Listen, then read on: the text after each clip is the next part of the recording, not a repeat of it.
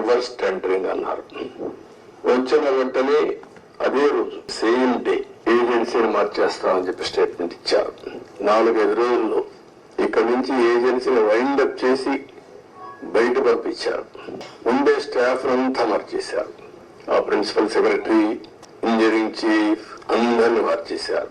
అక్కడి నుంచి ఎవ్వరికి తెలియని వ్యక్తులు పెట్టేశారు. ఇక్కడ 19-20 వరదలు వచ్చాయి. గోదావరి వరదలు వస్తే ఎంత తీవ్రంగా వస్తాయో మనందరికీ తెలుసు. 2 సార్లు వరదలు వచ్చి మొత్తం మీరు చూస్తే దగ్గర డయాఫామ్ వాల్ 4 చోట్ల బ్రీచ్ అయిపోయింది.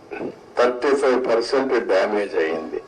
ఆ డయాఫామ్ వాల్ కాపాడవలసినటువంటి ప్రభుత్వం కాపాడకుండా ఇష్టానుసారంగా ప్రాజెక్టు యొక్క ఫేట్ తో ఆడుకొని ఇప్పుడు మొత్తం ఈ డ్యామేజ్ అయితే ఆ డ్యామేజ్ కూడా కనుగొనడానికి ఒక 1 year పట్టింది.